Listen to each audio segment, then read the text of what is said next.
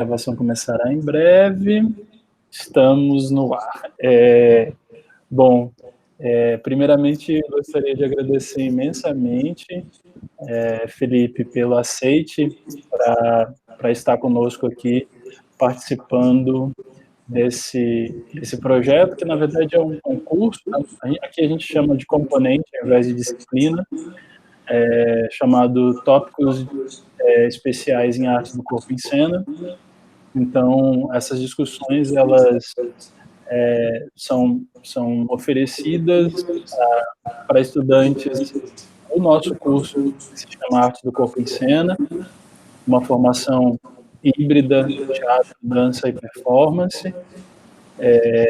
E aí, para esse curso, a nossa ideia era convidar realizadoras e realizadores, fazedoras e fazedores das artes do corpo, para falarem um pouco das suas trajetórias, temáticas específicas, de modo a contribuir com a formação desses estudantes. Para início, eu gostaria de fazer uma leitura bem breve de apresentação a você, e aí depois a gente pode continuar, a gente pode retomar, inclusive, algumas dessas observações, mas vamos lá. Felipe Ribeiro é curador independente, artista multidisciplinar e professor do Departamento de Arte Corporal da UFRJ, núcleo de dança e cinema e professor do programa de pós-graduação em dança da UFRJ. É doutor pelo PPG Artes da UERJ e mestre em estudos de cinema pela New York University. É fundador do Traço, núcleo de performatividade de imagens, e é também diretor artístico e curador do Atos de Fala, um festival de performance. Então, dito isso,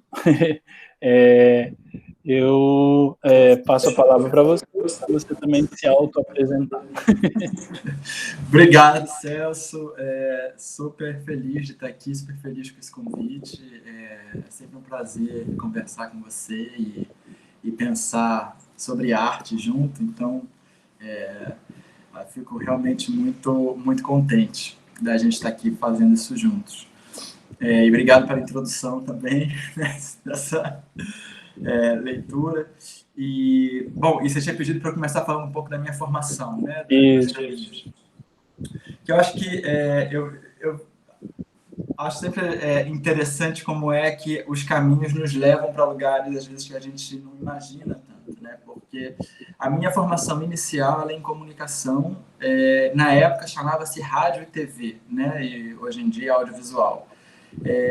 E ao final da graduação, quer dizer, eu fiz uma graduação que eu estava muito interessado em rádio, e, portanto, comecei a estagiar em emissoras de rádio, e a partir desse estágio construí textos, documentários para programas de rádio. Então, tinha esse embate muito direto, né? Assim, é incrível, porque o rádio é essa voz que você emite, mas que no dia seguinte, ou poucas horas depois, tem um telefone que toca. Exatamente, você já tem ali um retorno, que é incrível. E por conta dessa relação com o rádio, eu fui me interessando pelo documentário e entendi que no cinema isso era um campo super extenso. E aí engendrei pelo cinema, entendi que minha questão era a imagem, e que mesmo na rádio, mesmo com áudio, eu estava sempre pensando em criar imagens. E eu falo isso porque eu acho que esse talvez seja o que mais me organize como artista, minha habilidade de criar imagens, e aí imagens de diferentes maneiras, né? Porque pensar o imaginário, né, quer dizer, lidar com o imaginário é construir essas imagens mentais, né? Construir imagens dentro das quais você se insere, né? Quer dizer, então, isso para mim é uma questão muito forte, assim, no meu trabalho. E por conta disso, eu fui estudar cinema, e aí na época eu ganhei uma bolsa e consegui fazer esses estudos em Nova York. E ao chegar em Nova York e começar os estudos lá, eu entendi que existia, na década de 60 e 70, um cinema experimental que era muito, que para mim ficou muito forte, que era o cinema estrutural. que era um tipo de cinema em que, mais do que pensar uma narrativa e uma contação de história, pensava-se o que é o cinema como uma tecnologia, né? Porque, assim, a gente está tão acostumado a olhar para as imagens produzidas que a gente esquece que a gente está vendo essa imagem numa tela e que essa tela é uma tecnologia e que ela é o corpo dessa imagem, né? A gente esquece que o projetor ele está ali se relacionando, criando essa imagem e a forma como a gente vai receber essa imagem depende dessa tecnologia. Então eu comecei a pensar muito essa relação com a tecnologia e foi daí que começou o meu pensamento sobre corpo. Né? Tipo, pensando corpo e tecnologia como duas coisas conjuntas, porque a tecnologia nada mais é do que um saber que se faz como fazer, né?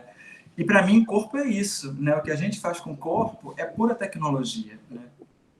Que a gente está o tempo inteiro aprendendo com ele. Isso é muito interessante, né, Felipe? Porque a compreensão contemporânea de tecnologia está sempre muito associada às parafernálias, né? E aí, quando você evoca essa dimensão do corpo como uma tecnologia, né? Ou mesmo as tecnologias que hoje entram em desuso, né? São arcaicas, você reconfigura essa dimensão da própria ideia de tecnologia, né? Total, total. Porque no fim das contas, sei lá, a gente vai ter alguns teóricos que vão pensar essa ideia de que o que a gente faz é constituir ferramentas que auxiliem o nosso corpo. Né? Tudo que a gente está fazendo constantemente é isso. Né? Você vê, a gente agora está aqui usando uma ferramenta que é uma ferramenta de encontro que auxilia o nosso encontro na impossibilidade dos nossos corpos poderem estar se encontrando entre o Rio de Janeiro e a Bahia, né? Nesse momento. Então, o que a gente tem são sempre tecnologias auxiliando os corpos. E para mim, isso é muito interessante de pensar como é que as tecnologias refazem os corpos. Né? A gente agora está num momento de pandemia. Como é que essas pequenas telas refazem, por exemplo, a nossa lombar? Né? Tipo, como é que elas refazem a nossa habilidade de pensar o que é comunicação, o que é contato. Né? Tudo isso está em jogo o tempo inteiro nas tecnologias. Né? O que é, sei lá, a erótica no sentido de produção de vida, né? Tipo, o que é empatia, o que é, né? Tipo, uma série de coisas que a tecnologia, como uma extensão corporal, está nos colocando constantemente. Eu li outro dia um artigo na New Yorker que falava sobre a alteração da relação de pacientes com seus terapeutas a partir dessa dinâmica das sessões mediadas, né, pela tecnologia, em como esses elementos, por exemplo, no começo da gravação a gente estava falando um pouco sobre o que está aqui atrás, né, em como esses elementos que também estão inseridos ali afetam esse processo de compreensão do próprio. Total, total. Pois é, né? O próprio abraço, né? Tipo assim, nesse momento, o que é um abraço? Né? O que era corriqueiro, agora, de repente, sei lá, a gente quase que não sabe mais como fazer, né? Porque perdeu esse treino, né? Porque a gente está num momento de muitos cuidados, né? Bom, mas isso para dizer, então, que, assim, que através desse entendimento de que a imagem cinematográfica ela é feita de corpo, né? Tipo, que dependendo do suporte onde a gente projete uma imagem, essa imagem é diferente. E de dentro dessa ideia, eu comecei a pensar muito a noção de corpo. Ficava querendo entender tipo, a imagem pela sua concretude. O que é que gera a imagem? Que corpo é esse? Como é que ele se constrói? E, de tanto estudar isso, eu comecei a ir para os estudos de corpo, né? De corpo humano. E, ao mesmo tempo, para estudos de escultura. Então, foi meio louco, porque do cinema eu comecei a fazer uma divisão. Por um lado, pensando que todo suporte compõe a imagem, portanto, há algo de tridimensional, né, de escultórico em tudo que a gente projeta imagens em movimento. Por outro lado, pensando que isso fala também sobre o nosso corpo, porque tecnologia fala sobre a nossa habilidade corporal. E aí eu acabei entrando para a dança e para as artes visuais de uma forma mais contundente, saindo um pouco do documentário. E dentro da dança, como a minha questão principal não era necessariamente desenvolver uma técnica ou desenvolver o meu corpo a partir de uma técnica específica, eu entendi muito rapidamente que esse problema do corpo como matéria era algo que eu poderia desenvolver mais na arte de performance. Então, eu acabei entrando, organizando mais os meus estudos e a minha prática corporal para a prática de performance. Mas entendendo sempre ela nesse campo interdisciplinar, né, entre as artes visuais, as artes do corpo. E por conta disso que eu fiz o meu doutorado em arte visual, mas voltei para a Universidade de Nova York, agora no departamento de performance, fazendo essa correlação, né? E é onde eu me situo tanto academicamente quanto artisticamente. Né? Então, é interessante você já trazer essa observação sobre a sua tese, né, de doutoramento. Eu tive a oportunidade de ter contato com ela e é interessante que você traz especificamente um estudo a partir do corpo e especificamente de uma parte do corpo, né? E aí é muito interessante, né, quando você faz essa referência da potência anal, né, trazendo aí o cu propriamente como sendo esse lugar de onde se produz a resistência, né? Queria que você falasse um pouco sobre isso. Massa, claro. Pois é, assim, quando eu fui... justamente porque eu estava interessado nessas produções de corpo, né? E de como o corpo... não só como o corpo age, mas o que a gente aprende com essas ações, com as ações que a gente faz. Eu estava muito interessado e ainda estou em como o nosso corpo ele funciona muitas vezes como modelo do nosso pensamento, né? Porque a gente aprende com o corpo, mas o corpo também é usado como metáfora do nosso pensamento. E, por exemplo, se a gente pensa que a gente fez essa passagem, né, ou está fazendo essa passagem do que a gente claramente chama de modernidade para um momento em que a gente vai chamar de ou pós-moderno, ou de modernidade tardia, né, ou de pós-colonial, né?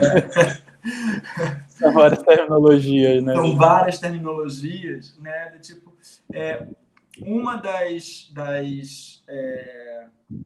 das questões que se torna muito forte é uma revisão de um aspecto extremamente monumental do corpo, né? Porque o corpo ele é tomado pela sua capacidade de verticalização, por uma capacidade altamente racional, onde a gente toma a cabeça como um líder ou como um polo único de pensamento, né? Tipo, e para mim era muito importante rever essa percepção. Principalmente por quê? Porque essa percepção ela é uma visão de corpo que vira uma visão de mundo que é extremamente política, né? E que ela cria protagonismos que não valem mais a pena existir.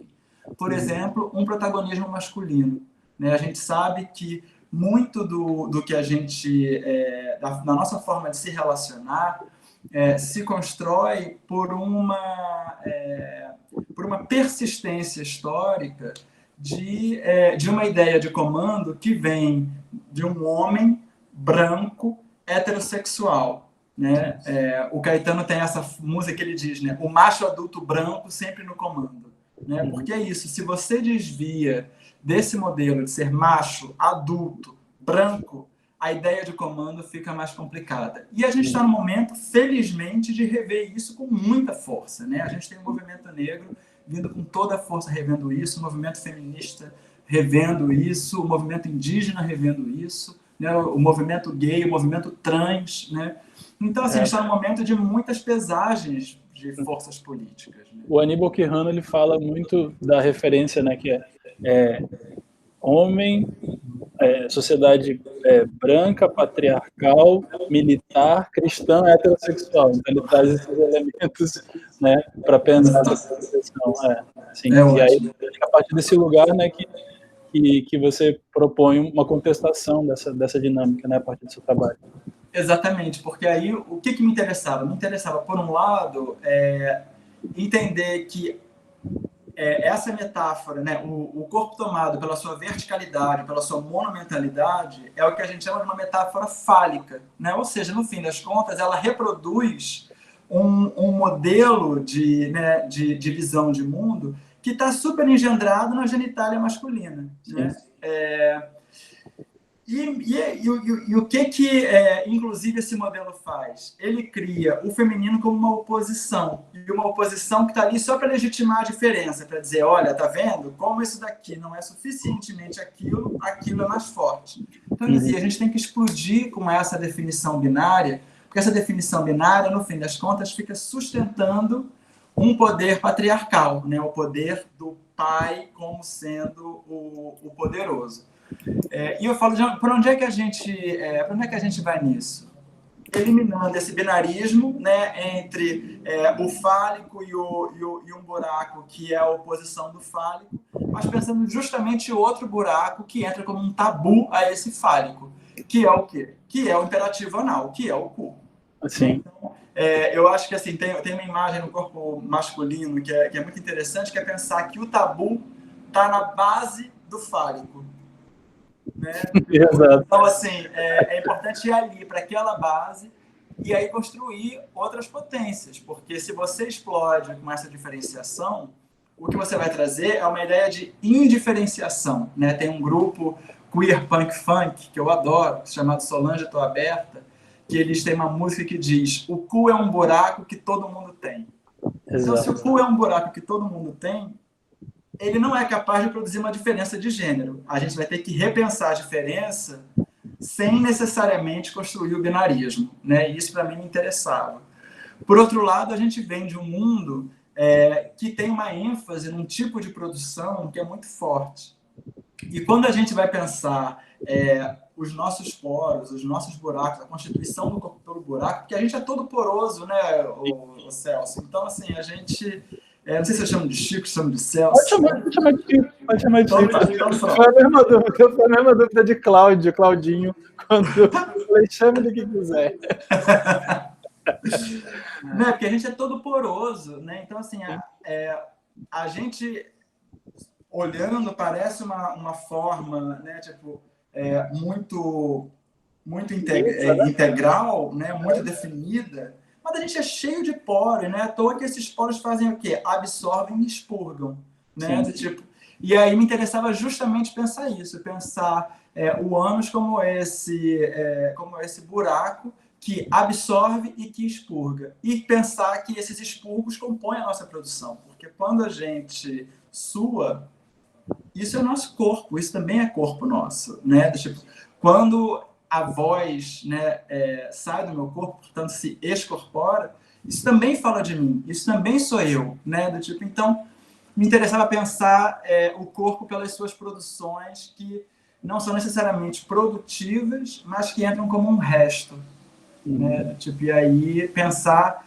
que, claro, isso não é uma novidade, eu não sou o primeiro a pensar isso, então me interessava voltar na história e pensar na arte, quem já fez isso, quem vem pensando sobre isso, né? Tipo, como é que a gente junta esse pessoal para seguir adiante, como é que, principalmente na arte brasileira, isso se mostra, né? Porque eu acho que essa é a força que eu penso na minha tese, assim. Sim.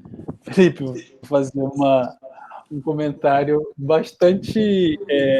acho que até tem uma dimensão anedótica, assim, é engraçado, porque a minha experiência no teatro, ela emerge na tradição da igreja, né? Assim, eu cresci numa família protestante e estudei numa escola protestante ao longo de muito tempo. Então, dentro daquele espaço que era muito opressor, né, eu encontrei no fazer teatral a possibilidade de, né, tentar romper um pouco com aquilo. A maior parte sempre versava sobre representações de cenários bíblicos e tal, mas aí teve uma feira de ciências, vou te dizer isso para chegar na sua tese. Teve uma feira de ciências onde eu e o grupo que tinha da escola, assim, que era bastante contestador, a gente resolveu fazer um espetáculo a partir de uma piada que é a piada do quem é o rei do corpo humano. Não sei se você já viu essa piada. E aí, isso era na feira de ciências da escola protestante, pense nisso. E aí o que era muito interessante era porque, enfim, é exatamente isso, né? Os vários órgãos vão entrando, né, apresentando o cérebro, né, que domina tudo, o coração, o estômago, não sei o que lá. E por último entra, e era muito interessante porque era uma amiga que ela era tipo bastante, ela era a mais contestatória de todas do grupo, assim, sabe? Eu lembro que ela era muito grande, ela era muito maior que todo mundo da nossa turma, e ela entrava com um girassol. Ela entrava com um girassol no peito, assim, e todo mundo, sai daqui, sai daqui. Aí é a coisa, né? Que aí na piada é exatamente isso. O Ku resolve não mais trabalhar e todo o corpo entra num processo de disfuncionalização a ponto de terem que elegê-lo como o rei do corpo humano. Então é muito interessante quando você traz isso. Na verdade, obviamente, quando eu li a sua tese, tipo, inevitavelmente eu me lembrei disso, porque tem exatamente a ver com isso, né? Não, total, total. Então, acho que quando você fala, né, dessa sua constituição, acho que a dimensão interdisciplinar, né, seja ela para pensar aí as várias frentes, né, do fazer artístico que vão se entremeando para constituir o seu trabalho, mas eu acho que tem, enfim, a gente faz o exercício de casa antes do convidado chegar. Tem um artigo que você fala a partir da ideia de espaço, né? Acho que também, obviamente, na constituição dessas imagens que você faz a partir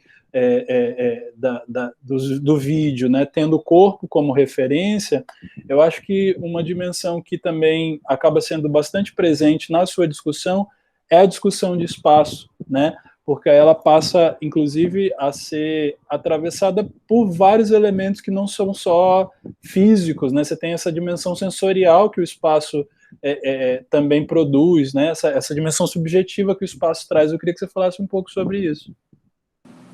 Nossa, super massa que você trouxe isso, assim, ficou bem, bem contente, assim, porque é impressionante como, de fato, eu sou muito voltado para o pensamento espacial, né, assim, é uma coisa que constitui muito o meu trabalho, e eu acho que constitui meu trabalho por dois motivos. Primeiro, pensando como é que a formação em cinema constrói isso comigo, né? Tipo, porque é interessante que assim que a gente tem formação em cinema, mas é porque é o cinema que me forma, né? Tipo assim, eu que sou formado em tudo o que me formou, né? Assim, tipo, e portanto, mesmo quando eu já não trabalho necessariamente dentro do cinema, ele está ali presente de alguma maneira.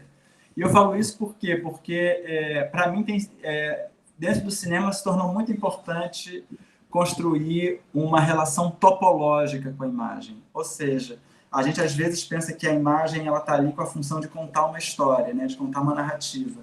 Mas o que acontece se ao invés de a gente contar uma narrativa, a gente entender que ela é um quadro, que portanto tem uma moldura, e que ela coloca uma série de elementos dentro dessa moldura para se comunicar, né, para se relacionar. Por exemplo, esse quadro aqui que você está aí agora, a gente tem uma estante cheia de livros, ainda com DVDs, né? Você à frente.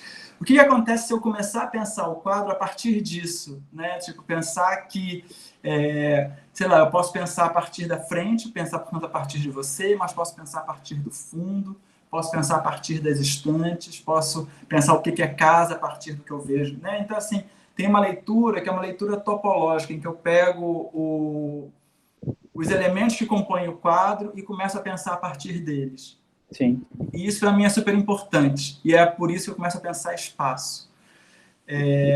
E ao mesmo tempo, tem uma coisa do espaço que a gente pensa ele muito em termos materiais, né? Muito comum a gente pensar, tipo, eu estou aqui no espaço da sala de aula, né? Eu estou no espaço da minha casa, e a gente pensa muito a concretude disso, tipo, de como se o espaço fosse algo que pudesse ser medido, né? Tipo, E, claro, ele pode ser medido, e a arquitetura está aí para fazer isso. Mas, ao mesmo tempo, é muito interessante pensar que há um aspecto fenomenológico no espaço que tem que ser levado em consideração, que é o espaço é a forma que a gente utiliza ele. Né? Tem esse exemplo que eu gosto muito, assim, que é vira e mexe, sei lá, a gente, né, na função de professor vai dar um curso fora e aí você chega num hotel e a primeira coisa que acontece é você entra nesse hotel e você diz, caramba, que estranheza, né? Esse espaço aqui do tipo não, sei lá, não me diz respeito, porque, claro, realmente não te diz respeito. Mas o tempo passa e você, né, vai dar aula, volta para o hotel, aí dorme no hotel, acorda no dia seguinte, e você vai construindo uma certa intimidade com aquelas coisas, né? Tipo, vai mudando, você vai criando uma certa relação com aquele espaço. E isso vai criando o que é o espaço, né? Porque o espaço, ele é uma produção de intimidade, né? Ele é a capacidade que a gente tem de se relacionar, de colocar os elementos que formam esse espaço para se relacionar. Né? Então, assim, eu adoro dizer essa frase, né, que é dançar é criar espaços. Né? Porque me parece que é isso que a gente, na dança, está fazendo constantemente.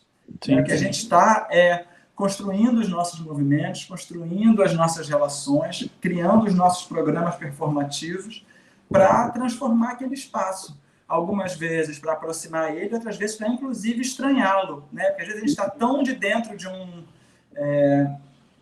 nesse espaço ele já pressupõe tantas normas que é necessário você dar um passo atrás, estranhar essas normas para poder olhar para eles, não dizendo assim, o que é isso? Né? Sim, é interessante isso, porque se a gente for pensar a dimensão conceitual do Deleuze e do afeto, tem exatamente a ver com isso, né? Assim, o afeto é aquilo que eu gosto, aquilo que me causa alguma sensação, né? E é muito interessante porque uma das professoras que eu tive na graduação, no mestrado, na verdade, especificamente, ela, inclusive, fez parte da minha banca, juntamente com o Denilson Lopes, né, da minha banca de doutoramento pela UFRJ, e que é a Ludmila Brandão. E a tese de doutoramento dela é muito interessante porque ela traz exatamente... Ela é arquiteta, mas a tese se chama Casa Subjetiva. E aí ela analisa 3 casas em que ela habitou em 3 tempos distintos, né, da vida dela, a casa da infância, da casa da vida adulta e o apartamento onde ela foi morar, porque ela fez o pós-doc dela em Toronto. E aí ela vai descrevendo, obviamente, isso do ponto de vista arquitetônico enquanto um espaço metrificável, mas ela vai, juntamente com isso, descrevendo a dimensão subjetiva desses espaços, né? Então, por que naquela convenção aquilo que a escrivaninha fica desse lado? Ela tem uma parte do trabalho onde ela fala sobre essa dimensão da alteração dos modos de dormir, e aí ela fala num dos quartos da casa tinha o quarto tinha uma cama e uma rede, e ela começa a observar como a cama olha para a rede olha para a cama, e como os corpos, aí é interessante, né, porque traz esse elemento, como o corpo se comporta na rede para dormir, como o corpo se comporta na cama, a dimensão, né, angular que o corpo toma, né, dentro da rede, e é muito interessante, porque ela vai descrevendo essas experiências, eu acho que tem a ver exatamente com isso que você traz, né, enquanto referência de pensar esse espaço afetivo. Total. Inclusive para um lado menos afirmativo, né? Porque se a gente pensa assim, uma relação com o trauma, né? Tipo assim, o trauma é justamente o quê? É uma experiência que se encarna numa situação, num espaço, né, tipo, que faz com que ele vire, inclusive, um fantasma, né, tipo, que te coloca sempre assim, isso aqui está, né, apto a acontecer novamente, né, tipo, isso aconteceu naquele espaço, esse espaço é muito parecido com aquele, isso pode acontecer aqui também, né, do tipo, o trauma, ele também é isso, né, assim, ele é um afeto triste, né, nesse sentido, assim, tipo, mas que se encarna nas coisas, né? Assim, eu acho que essa ideia de como as nossas experiências elas geram os espaços, né, para bom e para mal, mas é isso, né? Eu acho que é super importante. E aí eu fico pensando também, que uma das coisas que existe uma figura que eu venho pensando e trabalhando muito teoricamente, tentando pensar o meu trabalho artístico dentro dela, que é a figura do impasse. E que, de novo, é a figura de um espaço, né? Porque, assim, o que é o impasse? Né? O impasse é justamente a sua incapacidade de resolução, né? Assim, ele é uma situação paradoxal, por quê? Porque quando você está num impasse, você tem a certeza de que qualquer movimento que você faça não resolve o seu problema, e ficar parado tampouco resolve, né? Sim. Então, assim, ele é um impasse porque ele é uma situação que não tem resposta, né? Do tipo, e aí, portanto, sei lá, como se você estivesse numa encruzilhada, no meio dessa encruzilhada, e para qualquer lado você fosse ter um problema, e continuar no meio da encruzilhada também fosse um problema, né? Do tipo, então, assim, para mim é uma figura muito forte, assim, de pensar, por exemplo, a nossa relação contemporânea, né? Assim, onde a gente se encontra, né? Há quem reivindique, é muito interessante, tem um trabalho, inclusive, de um professor aqui da UNEB, que ele reivindica uma metodologia exuística, né? Porque o Exu é exatamente esse indivíduo que habita esse espaço da encruzilhada, que é exatamente essa dimensão de para onde se vai, né? Assim, e como as consequências, né, desse. E aí você tem esse atravessamento dessas outras racionalidades, né? Porque eu acho que nós, enquanto professores mesmo de uma geração mais, né, contemporânea, a gente tende e assim, eu digo isso a partir especialmente da UFSB, onde a gente, de certa maneira, tenta reivindicar e reconhecer e congregar esses outros saberes, essas outras racionalidades, porque elas são constitutivas da nossa formação de outros tempos, e que eu acho que a modernidade com o discurso cientificista fez um corte nisso, né? E é muito interessante em como, e aí eu queria, né, encaminhar para uma outra discussão, que a gente está falando muito sobre essa dimensão espacial, que é a dimensão temporal, né? Que também tem a ver com isso.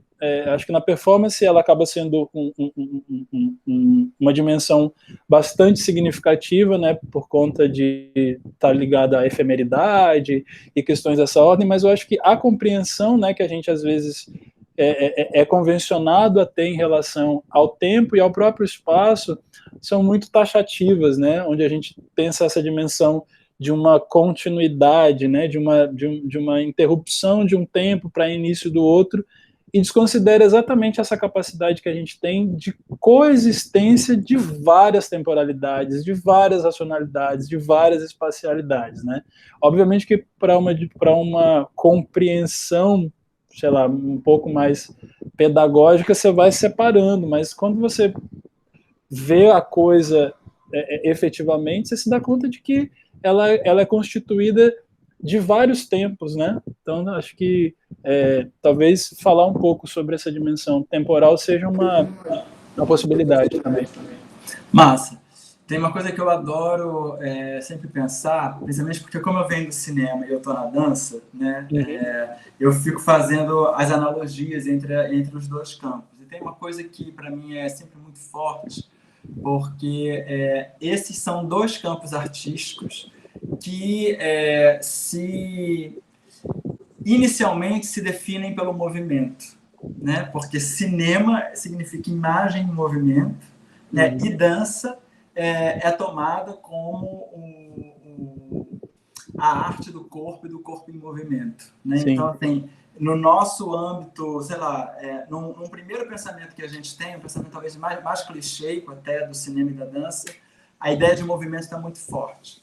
No entanto, eu gosto de dizer que se essa é uma primeira conexão entre os dois, entre o cinema e a dança, né, se o movimento é uma primeira conexão entre o cinema e a dança, o que faz com que eles continuem se encontrando é justamente porque os dois colocam o movimento em crise. Né? Então, assim, se o movimento é que faz os dois se encontrarem, o que faz eles persistirem no encontro é a crise do movimento. E a crise do movimento por quê? Porque é a crise do movimento que pode fazer com que a gente encontre a ideia de tempo nesses dois campos. Né? Por quê? Porque a gente... E aí a ideia de espaço vai voltar, tá? Uhum. Mas a gente muitas vezes atrela o tempo a uma ideia cronológica, né? Tipo, como se o tempo ele tivesse só uma direção, né? E a direção é sempre de consequência, né? Vem um, depois o outro, vai passando o tempo, o dia tem 24 horas. E é interessante pensar que essa cronologia, acostumada como a gente está, é uma criação nossa, né? A gente criou uma medida, né, para poder Lidar com o tempo. o tempo, exato. E é uma medida que ela é, no fim das contas, muito espacial, né? Porque o que é uma cronologia? É o tempo de, né, tipo, em quanto tempo eu percorro um determinado espaço, né? Tipo, é toda a física newtoniana, por exemplo, Sim. né? Do tipo, que está pensando essa relação entre tempo e espaço muito diretamente. Me parece que o que é interessante é quando a gente começa a pensar o tempo não mais como uma subsequência de, né, progressivo, o tempo não mais como sendo progressivo e cronológico, mas quando ele começa a ser travado por um regime de intensidade. Né? Do tipo, o tempo ele é a capacidade que eu tenho de, por exemplo, no cinema, me deter sobre uma imagem em que eu olho para essa imagem, eu significo essa imagem, mas a imagem perdura e eu começo a ter outro tipo de afetos, de produção de intensidade com essa imagem. Né? O tempo é quando na dança eu, inclusive, me desoriento em relação à passagem do tempo, porque tem outro regime de intensidade que está se colocando ali. Né? Assim, eu acho que pensar o tempo como regime de intensidade é permitir as várias camadas temporais de se atravessarem, né? Porque às vezes é isso, é quando eu vejo uma coisa e eu sou remetido a uma experiência que eu nem sei dizer sobre ela, não consigo nem colocar em palavras, mas aquilo me comove de uma maneira que eu não sei falar sobre aquilo, né? Tipo, isso é uma ação de afeto e do tempo, né? Tipo, uma ação que ultrapassa qualquer medida, né? Porque a intensidade ela não é mensurável, né? Tipo, ela é de outra natureza da experiência, né? Eu acho que isso é uma questão que me interessa muito, né? Assim, de pensar o tempo. E que eu acho que vai ser muito importante, sei lá, nesse trabalho mais recente que eu estou desenvolvendo, né, que eu estou inclusive desenvolvendo aí no sul da Bahia, né, entre Barra do Caí e Corumbau, é um trabalho em que eu fico pensando isso, assim, eu fico pensando muito como é que a gente vai pensar a geologia como necessariamente impregnado de história. Né? Porque o solo que a gente pisa é um solo cheio de história, né? Ele está aqui muito antes da gente, ele vai ultrapassar em muito o nosso tempo de vida. Né? Então, o que acontece se a gente pensa ele não só como geografia, mas pensa ele como história também? Né? Tipo, o que isso gera em termos de proposição? Né? Eu acho que é uma questão, sei lá, que tem sido muito recorrente, né? Assim. Então, já que você levantou essa bola, talvez seja, né, entrarmos aí nos pensamentos sobre as ações da revirada. Eu acho que não poderia deixar de falar em como é importante ter você, e assim, uma das ações pelas quais eu quis convidá-lo para integrar, né, esse grupo, era exatamente por essa atividade. Acho que a gente tem aí em comum nessa relação com esse espaço.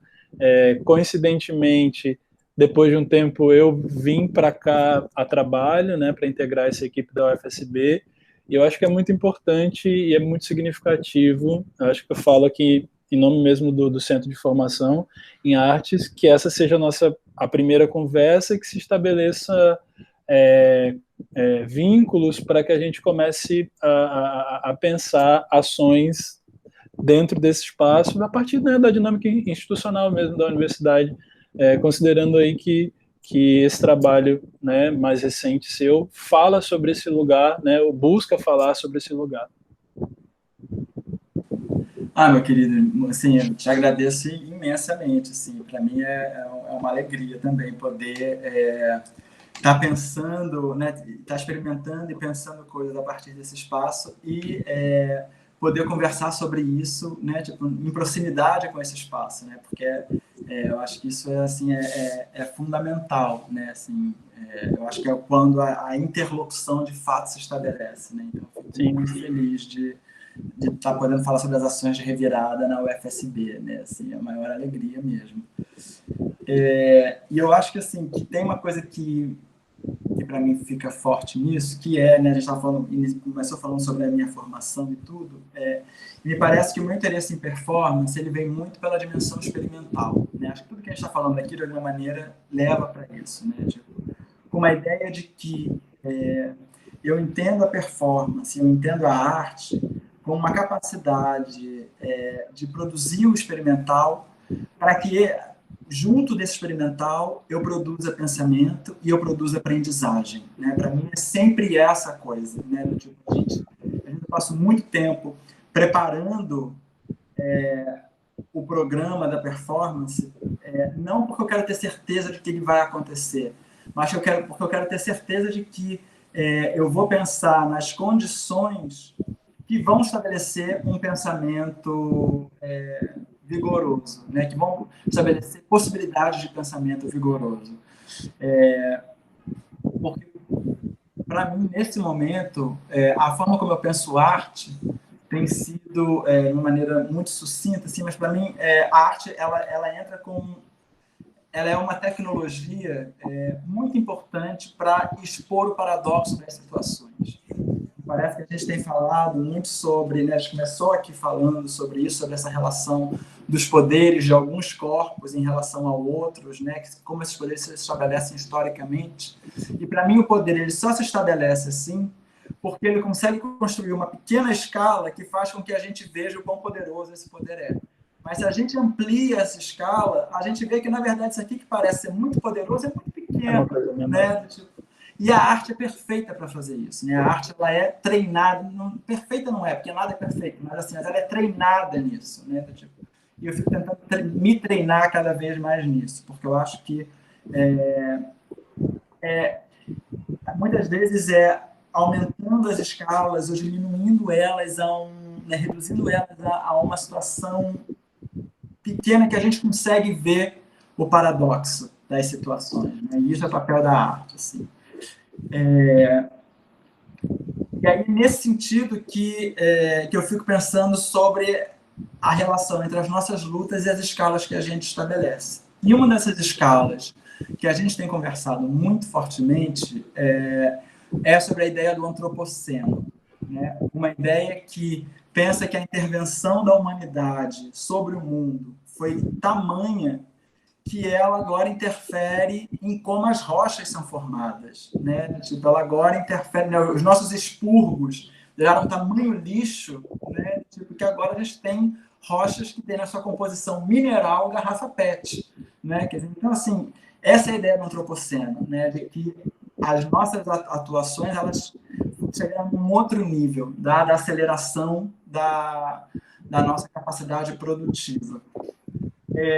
E para mim interessa pensar de dentro dessa escala as nossas ações de humanidade.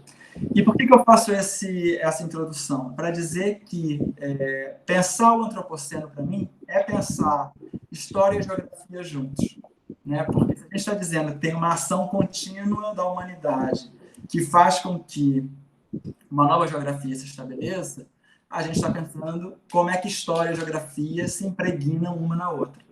Ao mesmo tempo, eu não sou geólogo, eu sou artista. Então, para mim, é muito importante pensar isso de dentro do campo da performance, né? Ver que experimentos eu gero para poder desafiar a minha vivência no mundo e colocar desafios para quem estiver lidando com essas proposições que eu faço. E é por isso que eu comecei a pensar a performance nesse espaço remoto, porque é interessante, né? Assim, muitas vezes a gente pensa a performance como um campo artístico que tem que se dar nas cidades grandes, ou que tem que se dar em cidades urbanas, que tem que ser visto, né? Porque tem que ter público. Falei, peraí, talvez eu precise usar a performance justamente ali onde ninguém está vendo, né? Tipo assim, eu preciso usar a performance como uma lente de percepção do que é falésia, do que é barro, né? Do que é a história do chamado descobrimento do Brasil. Então, eu comecei a fazer isso. Pensei, tá, mas que ações são essas? Porque eu estou vindo aqui, nesse lugar, né, já há agora 8 anos, né, mas em Corumbau, desde 2013 a gente começou a frequentar aquele espaço, e voltando anualmente, 2 vezes por ano. Falei, tem alguma coisa aqui que eu preciso entender e chegar mais perto. E chegar mais perto, a minha forma de me aproximar é pela arte. E é isso que eu comecei a fazer ali. Mas falei, o que eu quero com isso aqui? Né? Do tipo assim, eu estou nesse espaço, um espaço que foi onde os portugueses primeiro chegaram aqui no Brasil. Eu sou descendente de português, né? A minha herança colonial é portuguesa. Então, assim, qual é o meu papel aqui? Né? Falei, bom, pensar a história, pensar, né, como é que eu me coloco nessa história, corre um risco muito grande de eu achar que o meu papel aqui é um papel curativo, é um papel que só me absolveria dos meus problemas, né, só me absolveria da dívida que a minha herança colonial tem, que é impagável. Sim. Né? Então, me absolveria e não resolveria nada, porque a escala é muito pequena, não é uma pessoa, né? É mais uma pessoa como eu, né, que vai resolver os problemas coloniais. Assim, antes fosse, mas não é, né? Assim, o mal-estar, inclusive, é esse, é saber que os problemas que a gente tem que lutar muito para resolvê-los, mas a resolução deles ultrapassa nosso tempo de vida, né? Então, a gente tem que lidar com essa dívida. Limitação, né? Exato. E por isso eu pensei, o que eu estou fazendo aqui é simplesmente uma revirada, que é algo que não é heróico, não é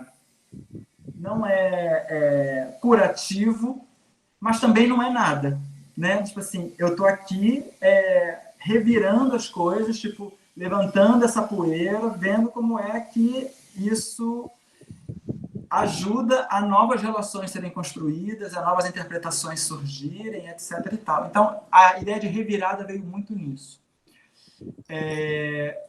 E aí, de dentro disso, né, eu fiquei pensando, bom, mas se eu quero fazer essa revirada, eu não posso esquecer qual é a minha herança colonial, né?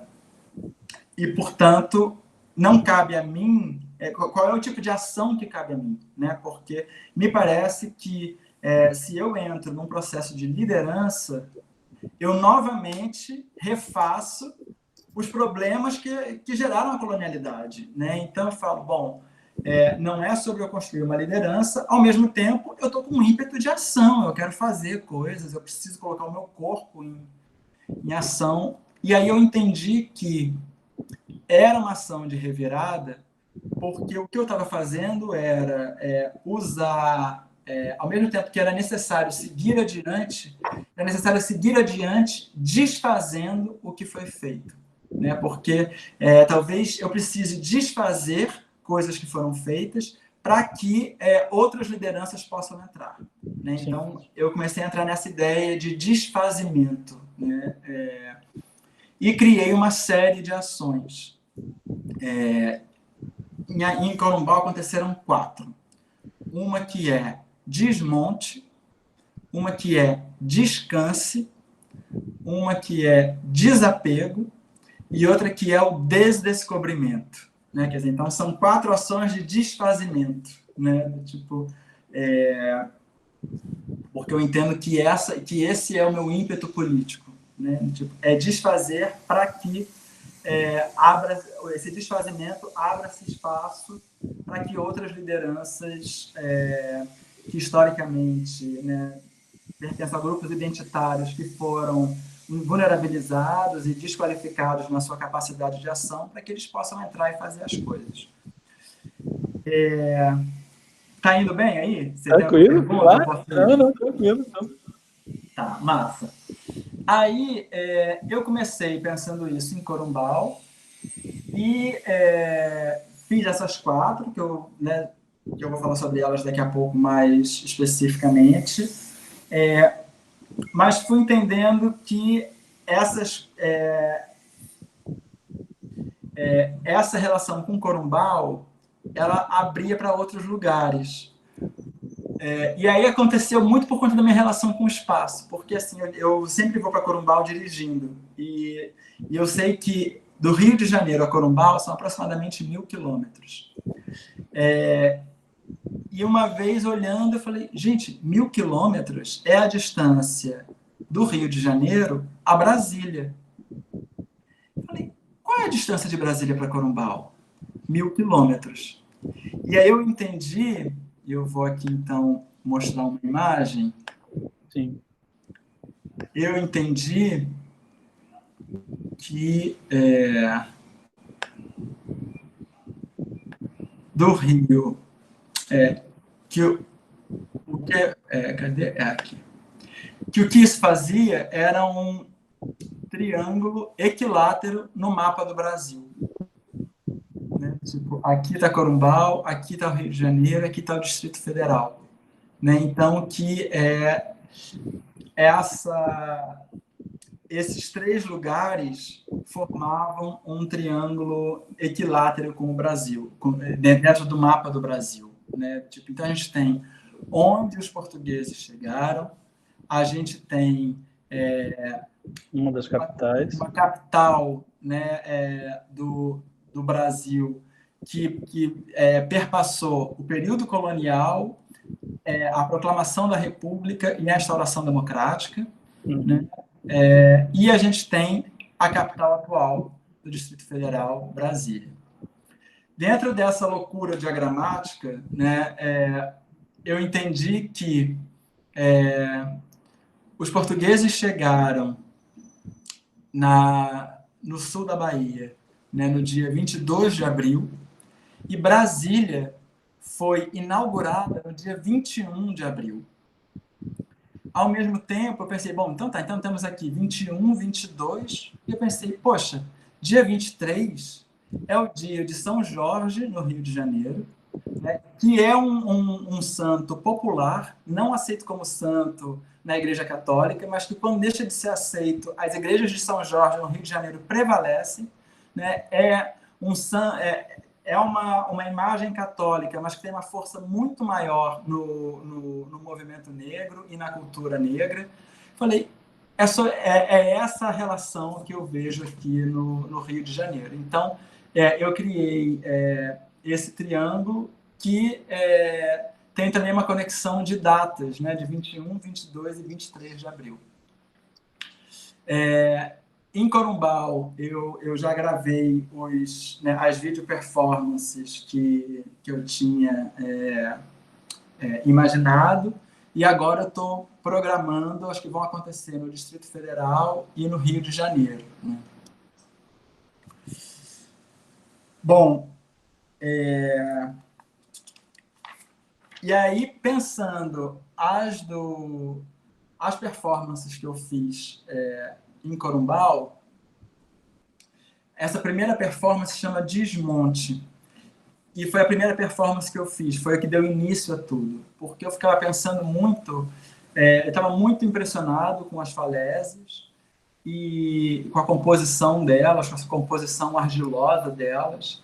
E eu ficava pensando muito sobre essa experiência do meu corpo branco, né? A gente começou masculino, né? A gente começou aqui o encontro hoje falando sobre essa eretilidade monumental do corpo, né? Porque a gente sempre pensa o humano na sua verticalidade, a noção de altura como uma noção de poder, não é à toa que fazem aí os grandes arranha-céus, né? Tipo, então tem toda essa noção. O Gaston Bachelard fala, né, na Chama de uma Vela, sobre esse elogio à verticalidade. Exato, pois é. Exatamente, né? Tipo, então eu falei, é necessário que o meu corpo, que historicamente se apresenta como um corpo de poder, que historicamente se apresenta como um corpo de poder, que ele experimente o desmonte. Então, o que eu fiz? Eu fui para essa falésia, tentando pressionar o meu corpo contra a argila, né, da maneira mais imóvel que eu conseguisse. Invariavelmente, o que acontecia era que, porque a minha ideia era afundar na argila, né? Como isso aqui era uma argila e ela estava úmida, eu queria afundar, verticalizando o meu corpo, né? Tipo, mas afundando o meu corpo, não mais para ele ser um totem, mas para ele cair. Negativamente, né? A verticalização negativa. Exatamente. Só que, estranhamente, toda vez que eu tentava fazer isso, o que acontecia era que eu desmoronava, né? Tipo, eu tentava afundar e o que a argila fazia era... tô sem câmera, peraí. Pronto. E o que a argila fazia era resistir ao meu movimento e me expulsar. Né? E aí, assim, eu me machucava todo e aquilo começou a me dar uma relação com o corpo que eu disse, cara, é muito louco o meu corpo experimentar a queda. E principalmente uma queda quando eu já estou no chão. Né? E foi daí que surgiu o desmonte, né? De eu entender que o meu corpo ele tem uma representação identitária, né? Por ser homem, por ser branco, simbólica, por ser adulto, ela tem exatamente uma representação simbólica de poder e que, portanto, era necessário experimentar uma vulnerabilidade concreta nele, colocar ele sob uma vulnerabilidade concreta. E assim foi o desmonte. Do desmonte, me veio muito forte a necessidade de fazer o desdescobrimento, porque virou a relação entre história e geografia, que para mim ela convenciona isso muito forte. E o desdescobrimento é o seguinte, eu vou ler aqui, vou mostrar essa imagem e ler. Ela diz o seguinte... utilizando-se de um espelho como retrovisor, pegar um barco que rume da costa do descobrimento ao horizonte atlântico, navegar em linha reta até que todo o Monte Pascoal seja visto através do espelho. Imaginar que aquela perspectiva marca a abertura de nossa ferida colonial. Abrir sobre o mar um enorme quadrado vermelho, inorgânico e flutuante. Oferecê-lo como um presente ao Monte Pascoal. Explicitar a topografia da ferida vermelho-brasa que fez do monte um horizonte Brasil. Entender-se como fruto inexorável de uma violenta mestiçagem colonial. Reconhecer a origem como impasse e agir no desfazimento como criação de futuro. Né? Acho que era muito sobre isso que eu estava aqui falando contigo mais cedo, né, Chico? Sim, sim. E aqui, tipo, de novo, nessa relação bem concreta, né? Tipo, e foi, talvez essa tenha sido a performance que mais trouxe a comunidade de Corumbau, né, o vilarejo, para dentro da ação. Porque se a gente estava fazendo ações que eram mais ligadas à natureza, aqui eu tive que conversar com o Cido e com o Alain, que são pescadores e que têm o barco, que iam fazer isso comigo. Né? Eu tive que conversar com Célia e Theo, que são a Célia costureira, o Theo, o marido dela, que atuou como auxiliar para poder fazer esse quadrado vermelho flutuante. Né? Quer dizer, então, eu comecei a conversar com as pessoas do vilarejo para que elas, não para que elas fossem a força braçal dessa ação, porque eu acho que isso é muito importante. Eles não estavam ali como força braçal dessa ação. O que eles estavam era utilizando o saber que eles desenvolveram pela atividade que eles desempenham, Sim. em prol de uma ação que eles, a princípio, não sabiam o que era, porque nunca precisaram pensar sobre isso. Né? Então, assim, o Cido pega o saber dele sobre pescaria e, portanto, sobre correnteza no mar, sobre vento, sobre horário, né? Tipo, ele pega todo esse saber que ele usa para pescar, ele agora está usando para pensar como é que a gente abre um quadrado vermelho flutuante. Esse quadrado só é aberto porque eu contei com o saber do Cido. Saberes náuticos. Sim. Exatamente. Né? Tipo, e de uma experiência de mar que só ele ali tem. Né? Tipo assim, eu não tenho ideia de como é que o mar se comporta. Ele sabe muito bem. Né? Do tipo, a Célia, eu só consigo fazer esse quadrado vermelho, que porque é um presente para o Monte Pascoal, tem uma escala enorme, né? Tipo, são 100 metros quadrados, só consigo fazer isso porque a Célia diz, bom, peraí, para a gente costurar isso, a gente precisa fazer isso dessa e dessa maneira. Né? Quer dizer, então, assim, a gente estava aqui falando sobre as tecnologias, né? Sobre o que a gente aprende fazendo, e essa era a ideia aqui, né? Tipo, de aprender fazendo, né? Aqui a gente tem o barco que a gente utilizou, né, para fazer o descobrimento. O Cido, o Alan, né? O Cido é esse aqui mexendo no teto, o Alan é esse aqui. E a gente vai... a gente fez isso no dia 22 de abril, né? Então, a data que marca o início dessa ferida colonial nossa, né? É a data em que a gente volta até a Barra do Caí, que foi onde os portugueses, a princípio, primeiramente... Atribui-se, né? Oi? Atribui-se que seja onde a embarcação baixou, né, para ter o primeiro contato. Exatamente, porque eles não conseguem entrar na Barra do Caí, né? Tipo, então eles só pegam água e seguem viagem até Porto Seguro ou Cabralha, né? Então a gente tem aqui essa... a gente vai até lá para, numa linha reta, né, entre a costa e o horizonte, seguir, né, tipo, até que a gente consiga enxergar o Monte Pascoal na sua integridade no meu espelho. Quer dizer, então essa ideia de um espelho retrovisor, né, ou seja, de seguir adiante olhando o passado, né, tipo, ajudando aí nessa ideia de desfazimento. Né? E de um desfazimento, né, Chico, que eu acho que é interessante de pensar, assim, pelo menos como eu tenho pensado, porque não é desfazer para voltar ao que era antes, né? Do tipo assim, porque o que nos gera é essa ferida. Então a gente não quer chegar, a gente não quer retornar à ferida, né? Tipo, não existe mais o estado puro, né? Sei lá, O retorno original.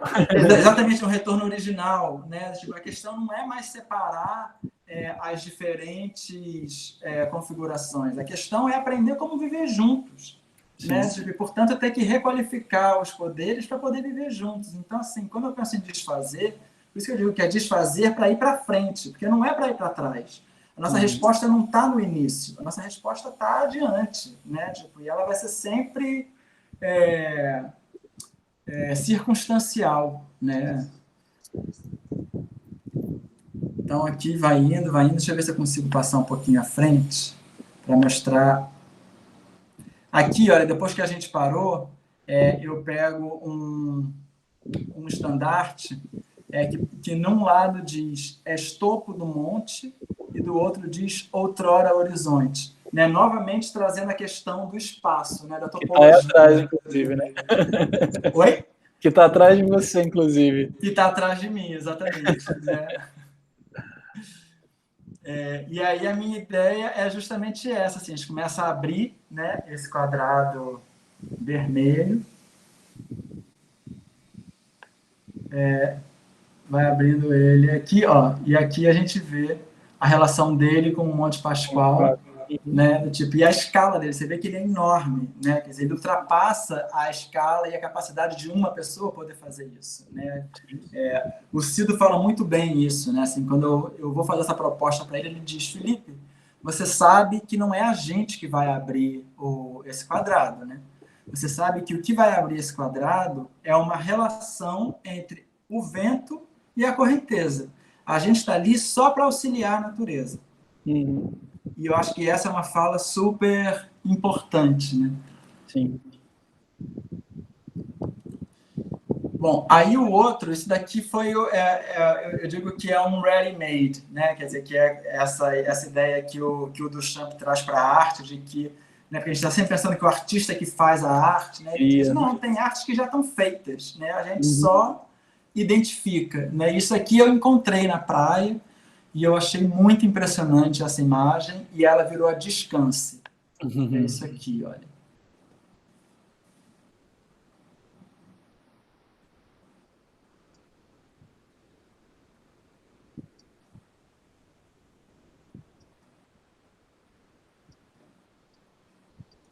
Que aí tem essa dimensão, inclusive, né, do antropoceno que você estava observando, né? Porque é isso. Exatamente. De certa maneira, esse elemento está ali por uma ação humana. Exatamente, né? Ele é uma ruína, né? Que de repente vira uma moldura, né? Uma moldura que não está ao redor do quadro, mas está no centro dele, mas a gente vê através. Mas é uma ruína, né? Que está compondo essa praia, né? E aí, por último, tem essa aqui, que é o desapego, que acontece também num esquema de ruínas, né? Porque o Rio Corumbau... Rio, né? Oi? Aquela parte mais próxima do rio já. Exatamente. Porque o Rio Corumbau está mudando o seu curso, né? Que, na verdade, é super interessante, porque quando você olha de cima, você vê que ele parece uma cobra, né? Então, na verdade, não é que ele não está mudando o seu curso, é porque o rio está em movimento. Né? Tipo, só que a escala de movimento dele é diferente da nossa escala de movimento. Ele não, né? O tempo do rio não é o tempo humano. Então, assim, para ele se mover, ele demora muito mais tempo do que a gente, mas ele está se movendo constantemente, né? Então, ele está mudando a barra dele, e ao fazer isso, ele está levando uma série de casas que estão construídas lá há 20 anos, né? Tipo, mas está destruindo elas, porque ele precisa continuar se movendo, e essas casas são um obstáculo, né? Então, eu fico ali esperando o sol se pôr e a maré subir, né? E a minha ideia era que ela subisse até levar esse cactus embora. E aí eu fico aí, tipo, imóvel, né? Como o cactus e como as ruínas, por 45 minutos. Né? E esse é o desapego, né? A ideia de deixar ir, né? Tipo, deixa levar, né?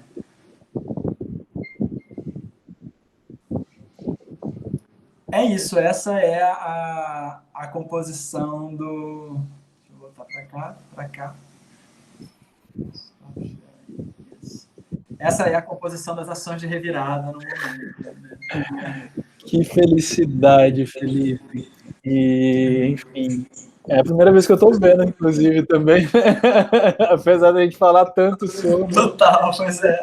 E acompanhar parte desse processo todo. Enfim, eu sou profundamente grato a você por esse compartilhamento. Acredito que vai ser de grande relevância, né, para esse curso, né, que a gente está. Gostaria de te agradecer imensamente. Queria perguntar se você tem mais alguma coisa para dizer. A gente já está aqui, né, a gente tinha falado de 1 horinha, já está aí um pouquinho avançado desse tempo. Mas queria te agradecer imensamente por esse compartilhamento, dizer que vou direcionar esse conteúdo não só para os estudantes, mas para os docentes também, né, do nosso centro de formação, para saberem dessa ação e a gente poder estabelecer mais diálogos, tá bom? Meu querido, eu que te agradeço, obrigadíssimo, assim, foi ótimo conversar com você e poder te mostrar essas imagens. Para mim é um presente também fazer isso. E assim, se alguém depois quiser continuar uma conversa, entendeu? Fica à vontade. Se Ótimo. tiver alguma pergunta, quiser... Tá né, bom, eu reporto para você. Geralmente é o que a gente tem feito, tá bom? Ah, legal. Então tá bom, meu querido. Então tá bom, eu vou desligar aqui a gravação e aí a gente só fala um pouquinho depois, espera só um pouquinho. Com certeza. Interromper.